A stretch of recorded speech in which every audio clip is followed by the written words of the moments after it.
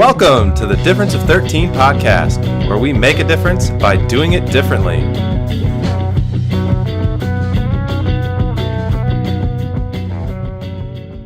Welcome back, everybody, to the Difference of 13. We're really excited. We have an awesome guest with us from halfway across the world. She is quite the accomplished author. Just a bunch, but I guess we'll let her tell This is our first international. This is our first international interview. This is very exciting. Moment. So, you've gone as far as you could possibly go for your first international interview. I think so. I think we are that's probably as far apart as we could possibly be. Mm-hmm. So we are so excited to have Kim Forrester with us. We're going to have all of her contact information in the show notes, how to get a hold of her. But I think the best way to start is to let her introduce herself. So, Kim, thank you so much for being here with us today. This evening for you, this morning for us. We are so excited to have you. Why don't you tell about listeners a little bit about you, your background, how you've gotten to where you are, and we'll go from there. Sure. So the funny accent is because I'm a New Zealander. I left New Zealand about 17 years ago, though, and I've been living around Southeast Asia, Australia ever since. Spent some time in Europe when I was a bit younger as well. So I'm a global citizen. I'm also, so the role that I play now is I am a holistic wellbeing educator. So that means that I take science and traditional spiritual philosophies, non-religious spiritual philosophies, and I blend them together to try and help people make sense of soulful living, but in a way that's really intellectual, in a way that's grounded in modern understandings and modern intellect. So that's basically what I'm about. I deal with everything from, the sixth sense, which science is showing is actually a very natural phenomenon, right through to happiness, fulfillment, sense of purpose, conflict resolution, or everything that we deal with in our lives that kind of creates a little bit of conflict, a little bit of tension, that takes away that opportunity to be happy.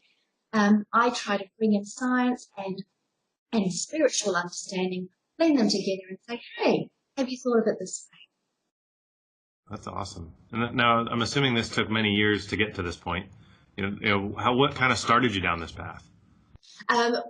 When I was 26, I went to my very first spiritual development circle, and I used to sit there and we'd do meditations, and then we'd give each other intuitive messages and whatnot, and I was absolutely terrible at it.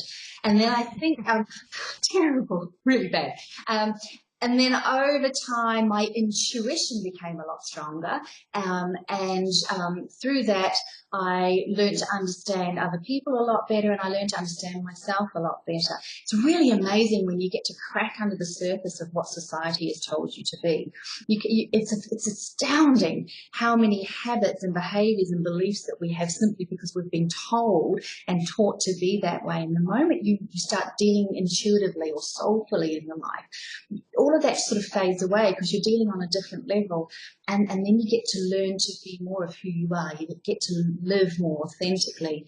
And today we're going to be talking about busyness, and this is really powerful in terms of being busy and being overwhelmed with busyness. Because one of the things that we've been taught in society is that we should revere the clock and the calendar rather than our own natural inherent rhythms and the rhythms of life and the seasons of change and of growth and of activity and rest that actually are apparent in our life if we stop and pay attention to them. That's awesome. Yeah, I definitely could use some help with the busyness side of things personally. I was a little bit late, obviously, because I was with somebody else, with a client beforehand. So overbooking myself is definitely an issue that I have. Where have you experienced busyness in your life there? Well, I was a stay-at-home mom for a while, and, you go to the dinner party and people say, what do you do? Well, I stay home with kids. Well, kills the conversation right there because I wasn't busy enough. And they're like, oh, how nice for you. You must have time to take naps during the day, et cetera. Yeah, that's not true. But this idea that you're only interesting if you are super busy and you have 100 things going on. It's extraordinary, Terry, that the reason that we are compelled to be so busy, often to our own detriment, is because we have learned to value ourselves and each other by what we do. You're going to a dinner party and the first thing people ask is, oh, so what do you do? And if you don't have some really interesting, in-depth, crazy story about what you contribute to society in terms of your doingness, then you're regarded as sort of not having much value at all. And that's a pity, because who we are, so who we be, is actually far more valuable to the community and the people around us than what we do. I want to start the conversation, though, with it like a disclaimer, because when I talk about authentic living, that means that we've got 7.5 billion people on the planet. That means there's 7.5 billion stories. So as we go through this conversation now, we'll obviously be talking about the two of you and perhaps other examples, but we cannot make it wrong to be busy, because in some people's lives, busyness is just the way it is. If you're a single parent, you are busy. Exactly. If you're a working parent and you're holding down two parents and just trying to raise your children, you are busy. If you're caring for an elderly parent or someone with special needs, you are busy. If you wake up inspired and you have a sense of purpose and you're driven to create something or to fulfill some dream or passion, you're really busy. So it's not necessarily about the what of being busy, but what I want to discuss with you today is the what is the busyness doing to us. If the busyness is overwhelming, and if it is draining us, or if it is causing us to feel unwell, depressed, anxious, or simply, a lot of us, I think, are so busy that we are unable to show our fellow humans common decency and respect because we're so stressed. When we get to that point, we each have an opportunity and a choice to actually stop and say, okay, why am I busy? And what attitudes can I change that can at least bring me a little bit more balance and fulfillment in my life? Yeah, I think when you mentioned when you get too busy that you can actually be like, uncourteous. And I think of driving in the car when I'm late to bring my kid to school and you're cutting off the guy in front of you and they're honking at you. And you do have to you got to take a deep breath and hey, we'll get there when we get there. And but I think it's so easy to get caught up in that of just running, bulldozing people just because you feel like you have to get somewhere or you got to do something. And Chris, when you're in that moment, do you ever stop and think about why you're doing what you're doing? And I don't even point the finger at you. None of us do this. We go through life and go, I have to go here, or worse, I should. The should. Right? The should. My mother always warned me of the world of shoulds. Yeah. Well, excuse my language. We Kiwis, we curse a little bit, but I call it shooting on ourselves. That's what we're doing, right? And we often go through life sort of like a hamster on a wheel, and we're fulfilling these obligations that we think we should, or we think that are right, or we think that the only way to get to where we want to go to. And a lot of and that's what I was saying about it's okay to be busy if at the end of that day you're feeling just overwhelmed with a sense of purpose, fulfillment and productivity. I have moments like that in my life where I just go, 16 hours of the day, I'm fat out, and I get to the end and go, yeah, that was fantastic. And then I have other periods in my life where I go, I simply can't breathe anymore, or I'm ratty at my family, or I am the demon behind the wheel of the car. Get out of me! Don't slow me down. Yeah. So I have come to learn in those moments, I go, whoa, hello, this busyness is not serving me anymore. So where am I going to, and why am I rushing there? What do I think is waiting for me at the other end of all of this? So what are, a lot of the listeners and viewers that we have, I'm sure are totally in agreement. I think their next question is, well, how the heck do I think identify when that's occurring, and then B, what can they do about it? How do you fix it? Right. Oh, that's a $64 question. First of all, if you're an expressive person like I am, you know when you are overwhelmed with busyness. Right. Okay. So let's just take let's take these incredible people whose lives are full of obligation, right? We're going to talk about them in a minute. Let's just talk about you and I and just filling our lives with stuff. We know when we're overwhelmed with business because it doesn't feel fun anymore. We are yelling at the slow person who's driving in the fast lane because they're holding us up. We are walking in the door and yelling at our loved ones because we're so tense and wound up and we can't be held back anymore.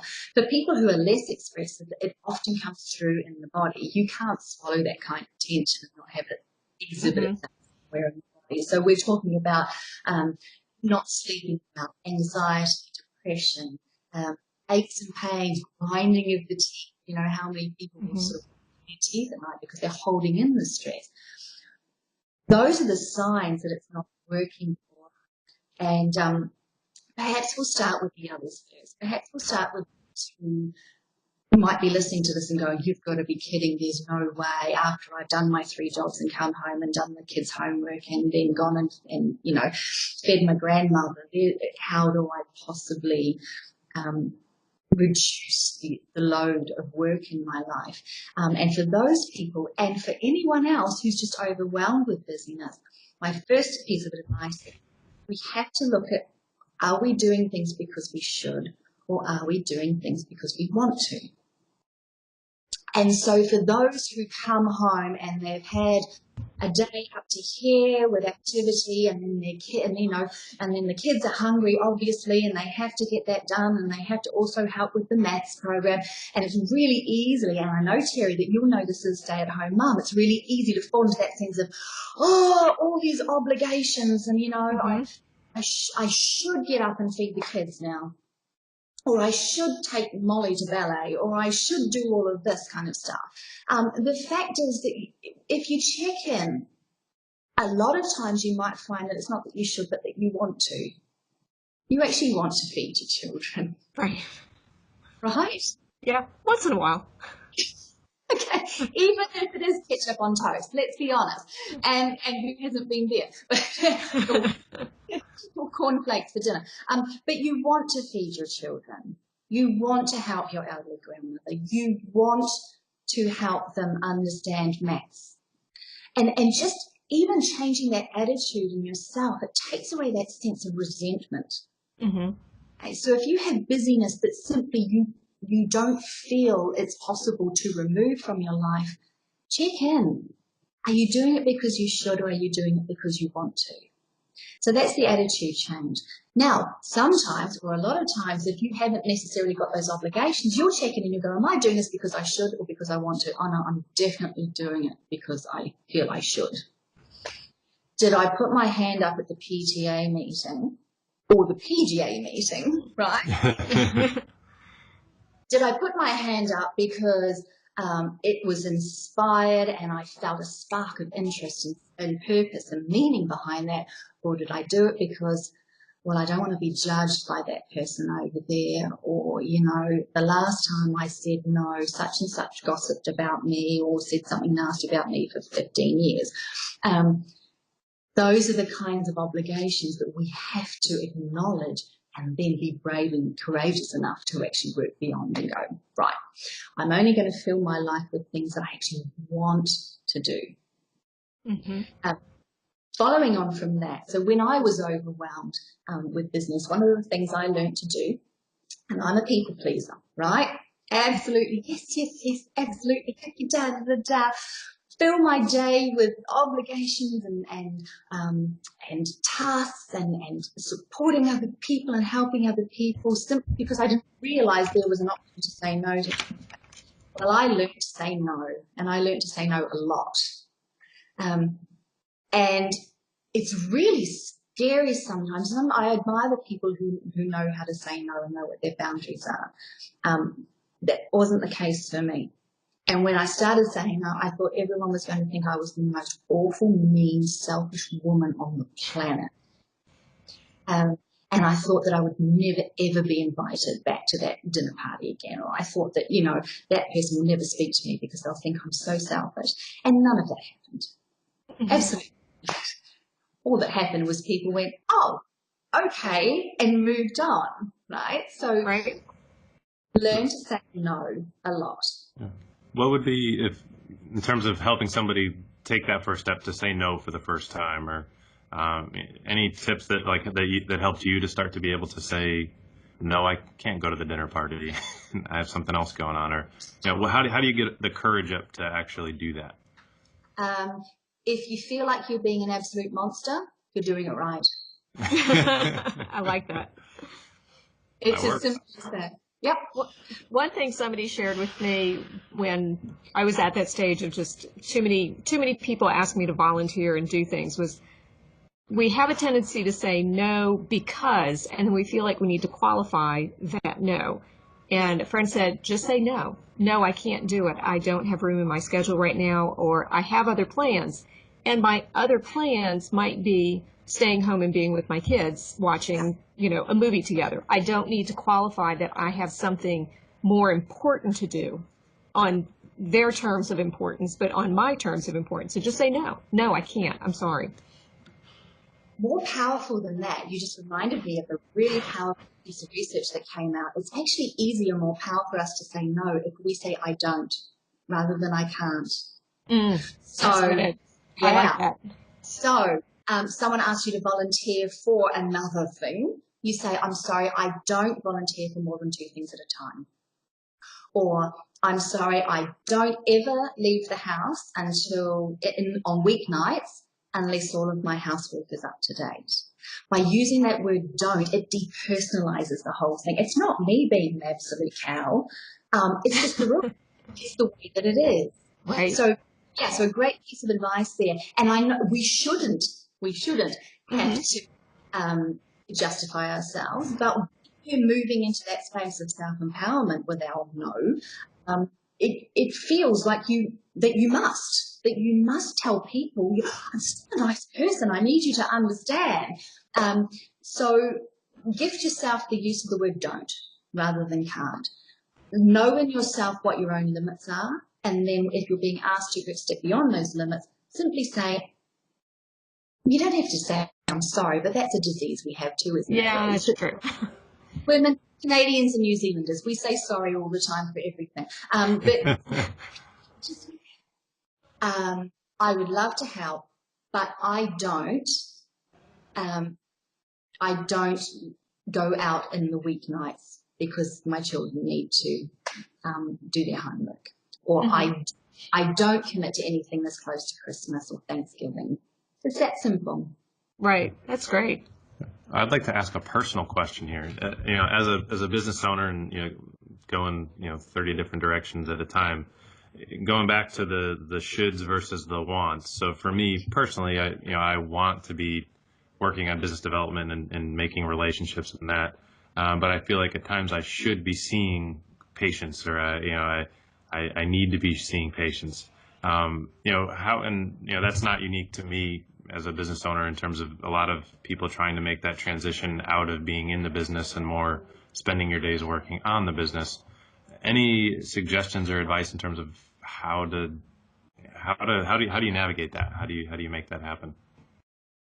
One of the bad habits and expectations that I think that we've acquired, that we've adopted through society, is that we have to do in order to be successful, and that just think of it this way: with everything that you do through your day, Chris, do you sort of have an understanding deep inside that if you do everything right, then everything should fall into place, right? If you talk to the right person at the right time, then bang, it should all be successful, and we can tie it up with a big beautiful red bow and it's done. That's not how life works. It's never how life works. Right. Life is never linear. And I think a lot of our doing, particularly if you're an entrepreneur, particularly if you're in business, a lot of the doing is simply because you are fearful of sitting still. Mm-hmm. Yeah, you feel like if you're, I'll get up, 4 o'clock in the morning a lot of times because I know that everybody else is probably sleeping and I'm going to gain a leg up at that point.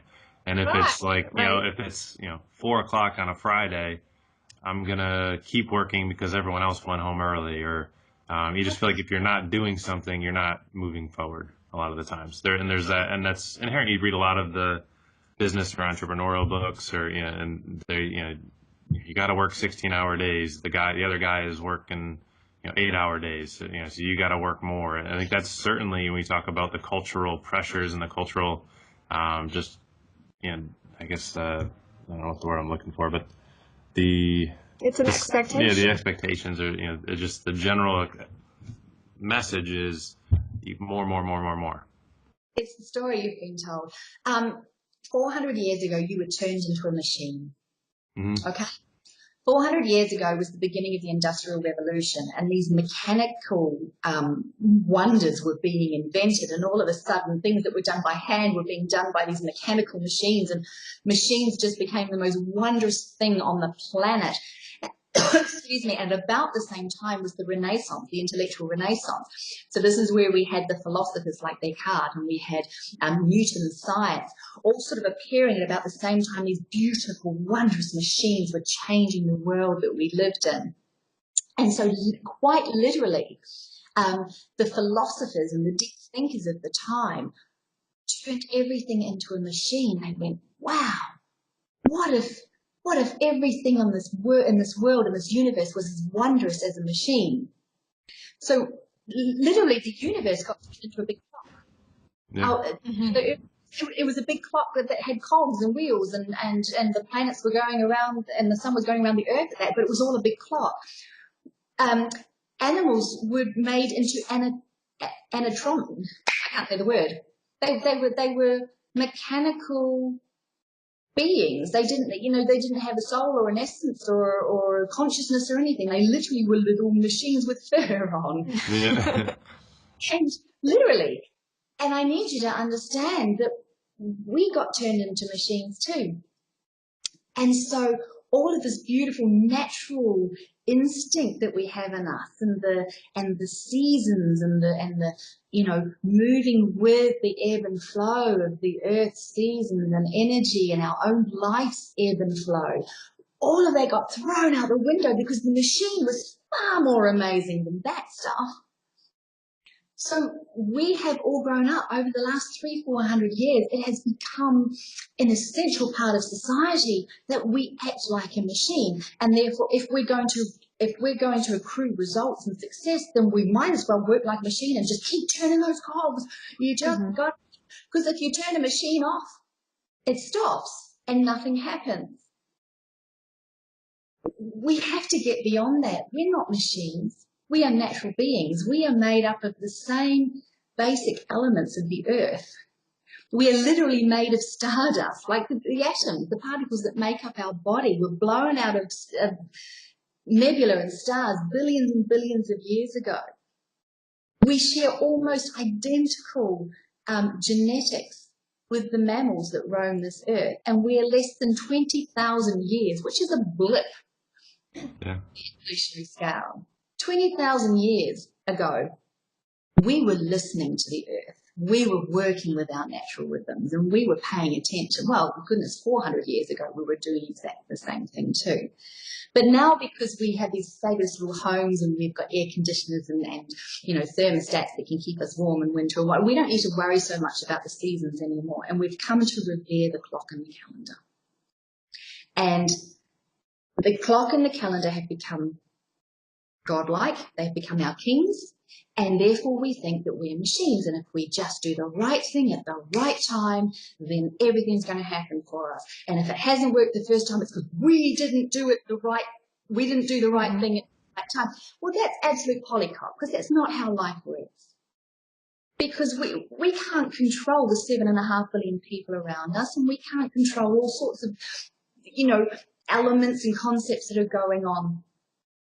It's okay to just do inspired action. It is okay to go, well, okay, what actually really feels like it could pay off at the moment? And not worry, and this is going to scare the daylights out of you. But it's okay to not be doing sometimes. I often I compare life to going to a sushi. I hate sushi. I don't like seafood. I'm there with you. Yeah. I like my fish cooked. Yeah. Correct. Step with me into a sushi restaurant, like a sushi train. All right. Mm-hmm. I have to refer to life as a sushi train, and you're sitting there, and you go and you take your seat, and the little conveyor belt brings all the little dishes past. Okay, and when you're sitting there, you know that an opportunity is going to come by. You know that a dish that you like, not in your case or my case, but something will pass before you that takes your fancy. And in that moment, you'll instinctively, oh yeah, that looks great, and I'm going to take that. Okay. In that kind of restaurant, you don't get up from your chair and start running around and checking what's coming around the corner, or what's the chef making out the back in the kitchen, and and you don't do and do and do and do and do and do and do. You sit and you wait for the opportunity to come, and then you take the action when it presents itself. Now, why could life and business not be the same? You can run through the orchard and you can shake all the trees you like, but until the apples are ripe, that none of them are falling down into your hands. Yeah. True. And I think that perhaps something that you'd like to have a look at in your life is how many unripe opportunities do you waste time on? Mm-hmm. Well, I can tell you just from projects, and you'd probably agree, how many times we've switched things up. You try something and move on to the next thing, and yeah, there's a constant feeling of if you're not moving, you're losing. Sure, and you're certainly not alone there. But there's an awful lot of busyness going on there. The interesting and sad thing in all of that is, in all of that doing, you distract yourself from your own instinctive knowing, awareness. Yeah, I mean, it comes back. I think it reminds me of the work smart, not hard. That's a common saying. It's kind of along the same lines as what it sounds like. We need to be doing. So I live here in Southeast Asia, right? Mm-hmm. And Singapore's a very vibrant city. There's a lot of doing going on here, but just up the road is Malaysia, and I spent some time living in Malaysia, and certainly through the Philippines and all through Southeast Asia.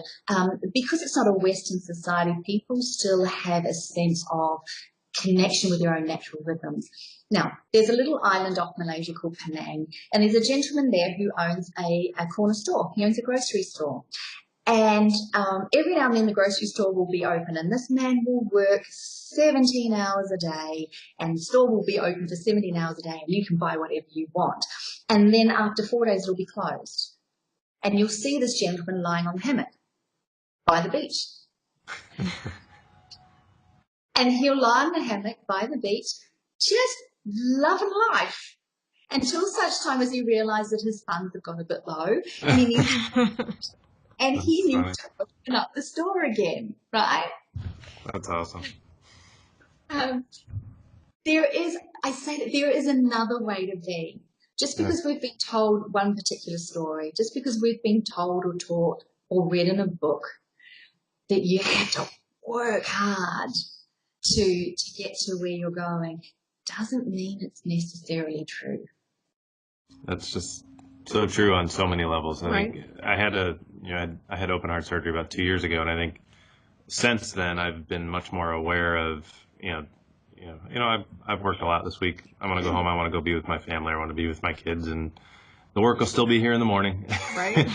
And I think that was one of the tougher things for me, was to start to be okay with, I didn't finish that project, and that's okay. I can come back to it. It'll be here, Monday, or if I want to, go in a couple hours late because I'm having fun playing with the kids, and then that's okay. Because when I'm at work, I know I'm going to be 100% there. And I think honestly, what that's allowed me to do is, when I'm at work, be 100% here and actually become a bit more efficient at work.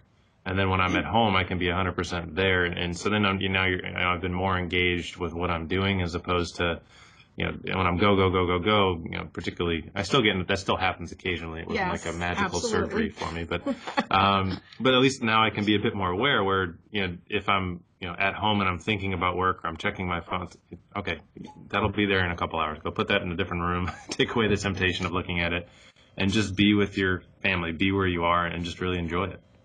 Chris, it's hard. It's hard to do that. Oh, yeah. And I know it's hard because it's almost like you can become, we do become addicted to the busy.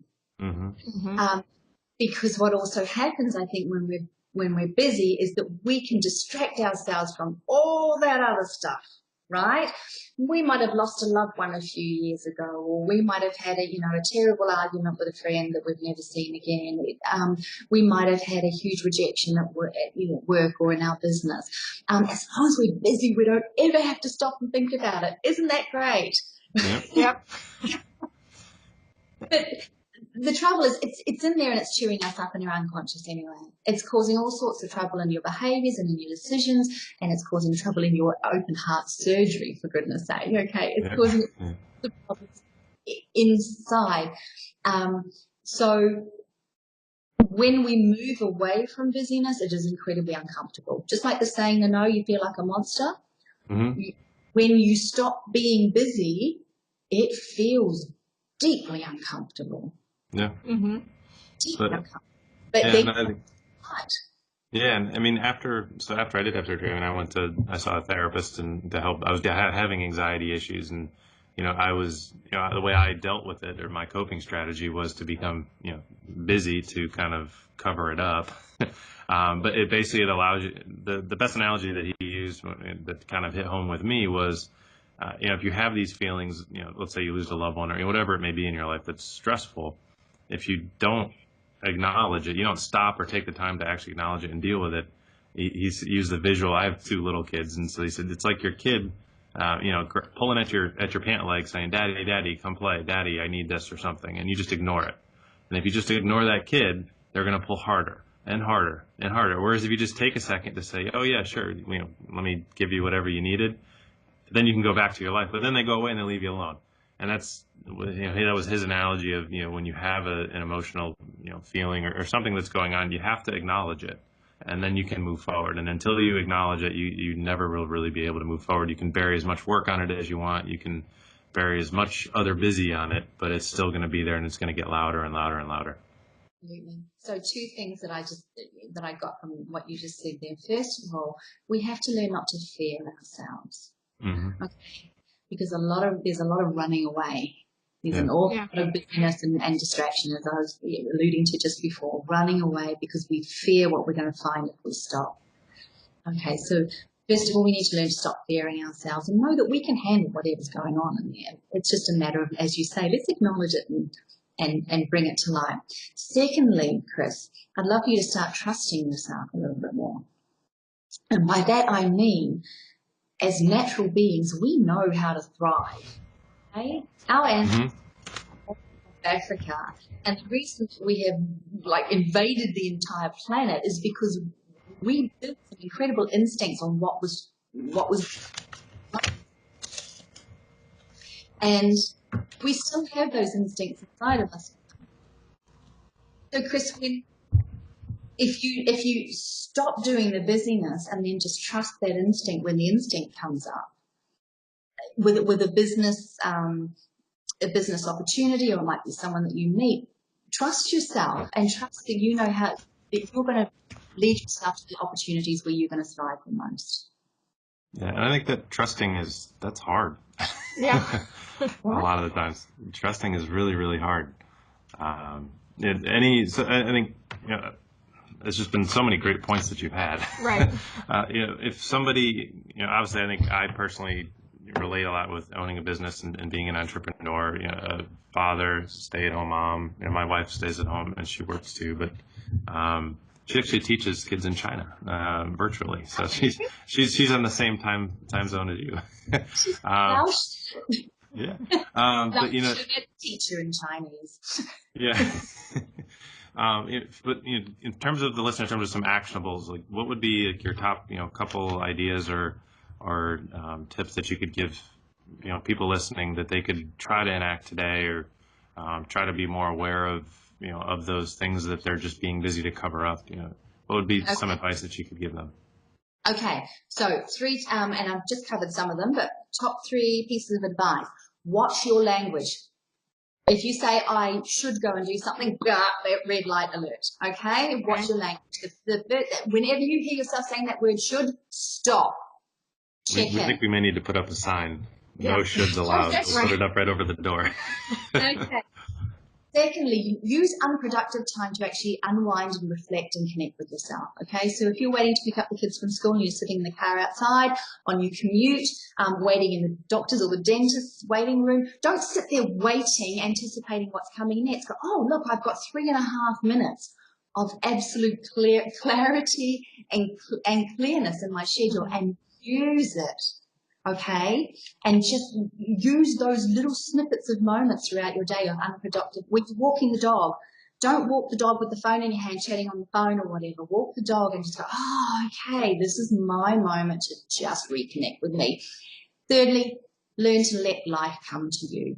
Stop chasing opportunities and shaking trees. Learn to trust yourself, just like the sushi train, okay? I promise you it works. I promise you, in the way that you have suddenly come into my life. I didn't contact you. I had this beautiful, amazing email come to me, and that is how life can work. If you stop running around and chasing opportunities, you will be clearer-eyed and you will be more aware and attuned to the really precious opportunities that come your way.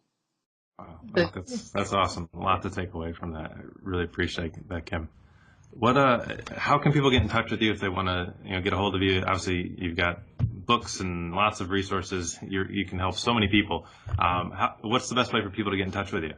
My website, so it's kimforrester.net. And everything that I do and everything I teach has got links to it from there. So come and see me on kimforrester.net. And I'd love to hear from anyone if they feel like they just want a little bit of a nudge into the more authentic. Awesome. Cool. Well, we will definitely make sure we get all those in the show notes. And I can't tell you how much we appreciate you coming on, Kim. It's been an absolute pleasure chatting with you.